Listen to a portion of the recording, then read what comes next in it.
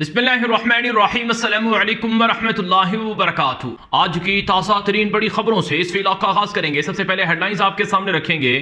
Israeli फौजें शाम में घुस चुकी हैं। शाम के इलाकों में इसराइली यहूदी आबादकार भी घुसे हैं और उन्होंने इसराइली झंडे गाड़कर यहूदी बस्तियां शाम की जमीनों में कायम करने का मुतालबा कर दिया है। तफसीलात आपके सामने रखेंगे। इसराइल का मंसूबा ग्रेटर इसराइल आगे बढ़ रहा है। अरब मुल्कों ने फौजें तैयार कर ली हैं।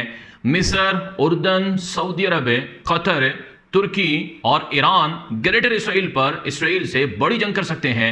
तफसीलात आपके सामने रखेंगे। दूसरी तरफ लबनान में इसराइली कार्रवाइयां बढ़ चुकी हैं। लबनानी जमीनों पर इसराइल के कब्जे की जो मुहिम है वो भी शुरू हो रही है।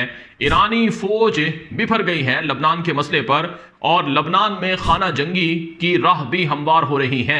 आज की बड़ी खबर इस वक्त मेरे सामने है कि एक मर्तबा फिर इसराइली फौज शाम के अंदर घुसी है। शाम का इलाका कुनैतरा है, वहां कई घरों में घुसकर इसराइली फौजियों ने तलाशी ली है और कई घरों में लोगों से बासपुर्स की है। रिपोर्ट के मुताबिक इसराइली फौज शाम के गोलान पहाड़ियों से वाबस्ता जो गांव देहात हैं वहां पर घुसकर लोगों का डेटा इकट्ठा करती है, उनकी शनाख्त पता करती है और उनके कबाइल और ख़ानदान के बारे में पूछती है। और बिलखुसूस इसराइली फ़ौजें जो शाम के अंदर घुसती हैं वो वहाँ पर असलहा या किसी भी तरह की बंदूक वगैरह हो उसे वो कब्जे में लेती है। याद रहे इसराइल ने शाम का 7000 मुरब्बा किलोमीटर का इलाका कब्जा कर रखा है पिछले 8 महीनों में। शाम के गोलान पहाड़ियों से वाबस्ता जबल शेख का इलाका है। दमिश्क के करीब 12 किलोमीटर दूर तक के इलाकों में इसराइली फ़ौजों ने चेक पोस्टें बना रखी हैं। यही नहीं, इसराइली फौज दमिश्क के अंदर भी कई मरतबा घुसकर कार्रवाइयां कर चुकी है और अब तो शाम के सुवेदा इलाके में जो दुरूज अलहदगी पसंद हैं वो अलल ऐलान इसराइली फौज को बुला रहे हैं कि आओ शाम के सुवेदा इलाके में कब्जा जमा लो। और शाम के सुवेदा इलाके में जो दुरूजी हैं वो इसराइली झंडे भी लहराते हैं। फिर सूरत हाल इससे भी आगे बढ़ चुकी है। पहली मरतबा जो इसराइली आबादकार हैं वो शाम के अंदर घुसे हैं। उन्होंने शाम का झंडा गाड़ दिया शाम की ज़मीन में और शाम की ज़मीनों में वो घुसकर उन्होंने वहाँ यहूदियों के लिए जो बस्तियाँ हैं यानी इल्लीगल सेटलमेंट्स हैं उनके क़याम का भी मुतालबा कर दिया है। जी हाँ नाज़रीन इकराम, इसराइली मीडिया पर जो रिपोर्ट नशर हुई हैं उनके मुताबिक जो इसराइली यहूदी आबादकार घुसे थे उनको वापस से लाया गया है और उन्हें वहाँ से निकाल दिया गया है। लेकिन ये सब कुछ इसराइली फ़ौज की मंशा, रजामंदी और ख्वाहिश से हो रहा है, क्योंकि ये नामुमकिन बात है कि इसराइली फ़ौज अपनी सरहदों से दूसरी तरफ है और इसराइली शहरियों को जाने दे। यानी इसके पीछे मुकम्मल तौर पर रजामंदी थी। वीडियोस और फुटेजेस भी सामने आई हैं कि शाम की ज़मीनें जो गोलान पहाड़ियों से कहीं आगे हैं उनमें यहूदी आबादकारों ने अपने घर बसाने और यहूदी बस्ती बसाने का मुतालबा किया है।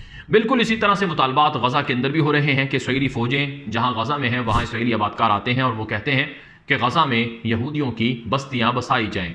और यही मुहिम फ़लस्तीन के वेस्ट बैंक के इलाकों में भी चल रही है। एक और बड़ी खबर आपके सामने रखेंगे कि इसराइल ग्रेटर इसराइल का मंसूबा रखता है। इस मंसूबे से शाम को सबसे ज़्यादा ख़तरा है और शाम के सुवेदा इलाके में जो दुरूस अलहदगी पसंद हैं उन्होंने भी बगावत करके इसराइल को शाम में कब्ज़ा करने के लिए बुलाया है। तो उर्दन और शाम के दरमियान राबता हुआ है। जॉर्डन के जो किंग हैं, किंग अब्दुल्ला, उन्होंने कहा है कि ग्रेटर इसराइल विजन कभी भी पूरा नहीं होगा और हम इसे मुस्तरद करते हैं। शाम की वहदत का ऐलान करते हैं। शाम को उर्दन हर तरह से मदद देता रहेगा। यह उर्दन के बादशाह ने शामी हुकाम से मुलाकात में यह बात कही है। फिर नाज़रीन इकराम, खबर यह आ रही है कि ग्रेटर इसराइल के प्लान में तुर्की भी शामिल है। यानी तुर्की ने इसराइल के ग्रेटर इसराइल विजन को रोकने के लिए शाम को मदद देना शुरू कर रखी है। आज की खबर इस वक्त मेरे सामने है कि शाम की जो बॉर्डर फौज है उसके साथ सीरियन बॉर्डर फौज का रब्ता हुआ है और सीरिया के शाम के सरहदी जो मुहाफिज हैं वो तुर्की की हुकूमत से फौज से मदद लेंगे और तुर्की अपनी फौजें, हथियार और फौजी अड्डे तक शाम के अंदर ला रहा है। और शाम के मसले में तुर्की कभी भी शाम को तकसीम होने नहीं देगा। यह तुर्की की तरफ से दोबारा ऐलान किया गया है। याद रहे, तुर्की ने इसराइल को खबरदार किया है कि अगर शाम के टुकड़े किए गए या शाम में कुर्द अलहदगी पसंदों को अलग करके एक अलग से मुल्क बनाया गया तो इस पर फिर बड़ी जंग शाम और तुर्की की इसराइल के साथ होगी। फिर इसराइल किसी गलत फहमी में मत रहे, ये तुर्की की तरफ से धमकियां दी गई हैं। एक और बड़ी खबर इस वक्त मेरे सामने है, चूंकि शाम से मुताल्लिक़ की खबरें चल रही हैं। खबर यह है कि दमिश्क हुकूमत ने ऐलान किया है कि 63 इज्तिमाई कब्रें दरियाफ्त हुई हैं और पिछले 14 सालों में 3 लाख के करीब जो लोग थे वो लापता हुए हैं, जिनमें से अक्सर 70वीं 1970 की दहाई में लापता हुए थे। जी हाँ, ये मेरे सामने खबर है दमिश्क से नजर हुई है कि 3 लाख शामी लोग लापता हैं। उनको हाफिजुल असद और बशारुल असद के दौर में लापता किया गया था या मार दिया गया था, और 63 इज्तिमाई कब्रें दरियाफ्त हुई हैं। जुल्म का ये बाजार माजी में बहुत शदीद गर्म रहा है। एक और बड़ी खबर है कि शाम के अंदर एक खुदकुश धमाका हुआ है। खुदकुश हमलावर ने जो जैकेट पहनी हुई थी उसको धमाके से उड़ा लिया, लेकिन कोई ज़्यादा नुकसान नहीं हुआ। हमला करने वाला शख्स मारा गया है। इससे ये बात मालूम हो रही है कि शाम के अंदर बदमनी अब भी मौजूद है और शाम में शिद्दत पसंद जमातें अपने अहदाफ के लिए बदमनी फैलाने की कोशिश कर रही हैं। दूसरी तरफ उर्दन ने शाम के साथ तिजारती ताल्लुकात बढ़ाने का ऐलान कर दिया है। रिपोर्ट के मुताबिक रोज़ाना 200 से 250 उर्दनी जो ट्रक हैं वो शाम में मकामी मसनूआत पहुँचाएंगे, और जो बंदरगाह है उस पर भी दोनों ममालिक के दरमियान जो तिजारती ट्रैफिक है उसमें 30% इजाफा रिकॉर्ड हुआ है। उर्दन से एक और खबर आई है, इसराइली अखबार है द यरूशलेम पोस्ट, उसने रिपोर्ट लगाई है कि उर्दन ने अपनी फ़ौज में भर्तियां शुरू कर दी हैं। फ़ौज को हाई अलर्ट कर लिया गया है। उर्दन भी इजिप्ट की तरह और शाम की तरह ग्रेटर इसराइल के मंसूबे से बाखबर है, और इसराइल के साथ जो टेंशन है वो बढ़ रही है, चूंकि इसराइल ग्रेटर इसराइल का विजन रखता है। इसराइल उर्दन की ज़मीन, लबनान की ज़मीन, बाकी मुल्कों की ज़मीनों पर भी कब्जा कर सकता है। तो इस वजह से उर्दन ने अपनी फ़ौज को बुला लिया है। इजाफी फ़ौजी भर्तियां भी शुरू कर दी हैं, असलहा और हथियार भी तैयार कर लिए हैं। लेकिन बहुत से लोग नाकदीन कहते हैं कि नामुमकिन है कि उर्दन इसराइल के खिलाफ जाए। उर्दन में इतनी ताकत ही नहीं है। उर्दन तो ईरान के खिलाफ अपनी एयर स्पेस भी इसराइल को देता रहा है। दूसरी तरफ जो मिस्र है उसने भी मुतवक्के इसराइली एक्सपेंड प्लान के मुताबिक अपनी तैयारियां तेज कर दी हैं। मेरे सामने खबर मौजूद है, वाई नेट इसराइली अखबार है, उस पर एक रिपोर्ट नशर हुई है, और उस रिपोर्ट का खुलासा यह है कि मिस्र के सदर अब्दुल फत्ताह अस्सीसी की बड़ी ख्वाहिश है इसराइल से टकराव के बजाय अमन की राह अपनाना है। लेकिन जो इसराइल है वो कुछ और ही सोचता है। इसराइल ग्रेटर इसराइल बनाना चाहता है, जिसमें गजा पर कब्जा इसराइल का हदफ है। अगर इसराइल ग्रेटर इसराइल की ख्वाहिश के पीछे नहीं हटेगा तो मिस्र और इसराइल के दरमियान लड़ाई हो सकती है, और मिस्र और इसराइल के दरमियान अमन मुआहिदा टूट सकता है। इसराइली अखबार यदि उदाहरण ने लिखा है। और मिस्र गजा की रिबिल्डिंग भी चाहता है, और उसमें मिस्री मजदूरों को, इंजीनियर्स को लाना चाहता है, जिससे मिस्री अवाम को एक तरह से नौकरी मिल जाएगी।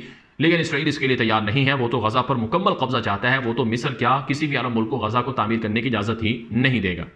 दूसरी तरफ नाज़रीन इकराम, एक अखबार है जो साउथ चाइना मॉर्निंग पोस्ट के नाम से है, चीन का मशहूर अखबार है। उस पर लिखा गया है कि किस तरह नेतन्याहू ग्रेटर इसराइल को नया ईरान बनाने के खतरे से खेल रहा है। एक बदमाश गैर मुस्तहकम रियासत, यानी इसराइल का वजीर आज़म नेतन्याहू ग्रेटर इसराइल विजन को नए ईरान की तरह देख रहा है, यानी वो इसराइल को वसी करेगा और ईरान की तरह ग्रेटर इसराइल को अपने हदफ में शामिल कर रहा है, जैसे वो ईरान को मारने की कोशिश कर रहा था। इसी रिपोर्ट में लिखा गया है कि इसराइली वजीर आज़म की तोसी पसंदाना बयानबाजी ने अरब दुनिया को हिलाकर रख दिया है। मुत्तहिदा इमारात के एक साबिक आला मुशीर ने नेतन्याहू को हिटलर से कम खतरनाक करार नहीं दिया है। यानी यूएई जैसा मुल्क जो इसराइल से ताल्लुकात रखता है, जो इसराइल से खुफिया मरासिम रखता है, वो मुल्क भी ग्रेटर इसराइल के बयान से काफ़ी नाराज़ नजर आता है। सऊदी अरब, तुर्की, कतर और इजिप्ट यानी मिस्र, उर्दन और सीरिया यानी शाम, लबनान, ईरान, ये सब मुल्क ग्रेटर इसराइल प्लान की मजम्मत कर चुके हैं। 31 से ज़ायद मुल्क हैं जिन्होंने खुलम खुला इसराइल को वार्निंग दी है कि अगर तुमने ग्रेटर इसराइल प्लान बनाने की कोशिश की तो तुम्हारी हमारे साथ जंग होगी और फिर खून की नदियां बह जाएंगी। दूसरी तरफ नाज़रीन इकराम, सिर्फ मिस्र को या शाम को मसला नहीं है, या गजा या फ़लस्तीन के वेस्ट बैंक के इलाकों को मसला नहीं है। लबनान जैसा मुल्क भी इसराइल के हमलों से दो चार है। इसराइल ने ऐलान किया है कि अक़वाम मुत्तहिदा के मातहत जो अमन फौजी हैं, फौजी दस्ते हैं, यूनिफिल के नाम से, जो लबनान की सिक्योरिटी के जिम्मेदार हैं, वो फौरी तौर पर लबनान छोड़कर चले जाए। अब अक़वाम मुत्तहिदा का जो अमन मिशन है लबनान में, वो लबनान की सिक्योरिटी का जिम्मेदार है। इसराइल कहता है कि वो वहाँ से चला जाए। क्यों? क्योंकि इसराइल लबनान पर हमला करना चाहता है और इस दौरान यूनिफिल जो फौज है इससे लड़ाई हो सकती है। इस वजह से इसराइल ने ऐलान किया है कि अक़वाम मुत्तहिदा के ये फौजी दस्ते यहाँ से चले जाएँ। दूसरी तरफ हिजबुल्लाह असलाह फेंक दे वरना बड़ी जंग होगी। इसराइल के वज़ीर दिफा ने लबनान के सदर को वार्निंग दी है। लबनानी सदर के नाम इसराइली वज़ीर दिफा ने बयान जारी करते हुए कहा है कि अगर लबनान में हिजबुल्लाह ने असला ना फेंका और हिजबुल्लाह अपने असलहे पर बजीद रहा और अपने ठिकाने वगैरह ख़त्म ना किए तो बहुत बड़ी जंग हो सकती है और ये जंग फिर सब कुछ जला देगी। दूसरी तरफ हिजबुल्लाह ने लबनान में कहा है कि हम असला नहीं फेंकेंगे, ये हमारी बका का मसला है। और ईरान की तरफ से इस मामले में दखलंदाजी दी गई है, यानी ईरान ने मुदाखलत करते हुए कहा है कि लबनानी हुकूमत हिजबुल्लाह से असला नहीं ले सकती है। अगर ये असला लेने की कोशिश की गई तो ये लबनान के लिए तबाहकुन होगा और ईरान ऐसा होने नहीं देगा। सादा लफ्ज़ों में अब लबनान खाना जंगी के दहाने पर है, किसी भी लम्हे वहाँ पर खाना जंगी की आग भड़क सकती है और अमेरिका का डबल रोल जो है वो इस मामले पर देखा जा रहा है, क्योंकि अमेरिका भी चाहता है कि हिजबुल्लाह असला फेंक दे और इसराइल भी यही चाहता है। लेकिन इस बात की गारंटी कौन देगा कि अगर हिजबुल्लाह ने असला फेंक दिया तो जनूबी लबनान के इलाकों पर इसराइल कब्जा वगैरह नहीं करेगा।